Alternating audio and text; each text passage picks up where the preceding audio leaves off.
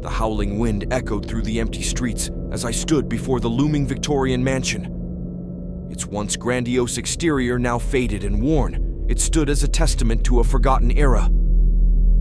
My heart pounded with anticipation and fear, but curiosity had gotten the best of me. I had always been fascinated by the supernatural, and this house, with its dark history and countless rumors of hauntings, seemed like the perfect place for exploration. Swallowing hard, I took a deep breath and stepped across the threshold. The air inside was heavy and musty, filled with the scent of decay. My flashlight flickered as I ventured further into the house, its beam casting eerie shadows on the peeling wallpaper. The silence was deafening, broken only by the sound of my own racing heartbeat. I couldn't help but wonder what secrets this house held within its walls, secrets that had been long forgotten by the outside world. As I entered a room to my left, the temperature suddenly dropped, causing a chill to crawl up my spine. The door slammed shut behind me, sealing me inside. Panic seized me as I frantically tried to open the door, but it wouldn't budge. Sweat trickled down my forehead as I turned to face the room, my flashlight illuminating a room frozen in time. Dust-covered furniture lay shrouded in white sheets, untouched for decades. A faint whisper echoed in the room, sending shivers down my spine. "Get out!" the voice whispered, low and menacing. I turned in the direction of the sound, but there was no one there. The whisper grew louder, and I could feel an invisible force tugging at me, urging me to leave. Adrenaline pumping through my veins, I managed to force the door open and stumbled out, gasping for breath. Ignoring the voice's warning, I continued my exploration, determined to uncover the truth behind the rumors of hauntings. I ascended a grand staircase, its steps creaking ominously beneath my weight.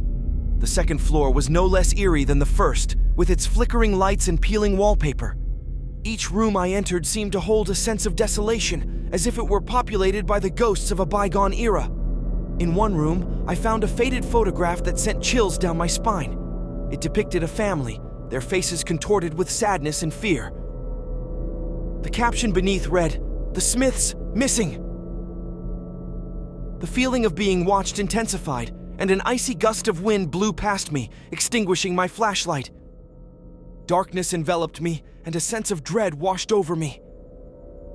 I quickly fumbled for a backup flashlight in my bag and switched it on, revealing a ghastly sight. The room was no longer empty. It was now filled with ethereal figures standing in the corners, their hollow eyes fixed on me. Their whispers grew louder, forming a cacophony that threatened to drive me insane. I stumbled backward, unable to comprehend the horrors before me.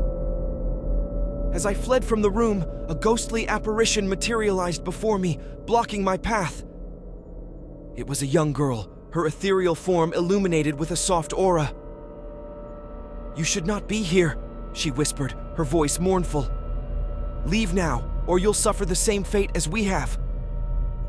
Fueled by a mixture of terror and determination, I sprinted through the winding corridors, desperately searching for an exit. The house seemed to grow darker, the walls closing in around me. The echoes of my footsteps reverberated, as if mocking my desperate attempts to escape. Finally, I burst through a door and stumbled out onto the overgrown grounds.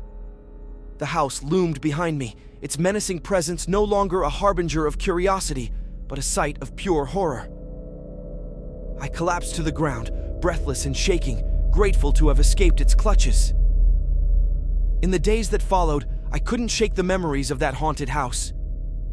The supernatural events I had experienced left an indelible mark on my psyche, a constant reminder that some mysteries should remain unsolved. I had ventured into the unknown and had narrowly escaped with my life. And as I lay awake at night, I couldn't help but wonder if there were other haunted places lurking in the shadows, waiting for brave fools like me to uncover their dark secrets.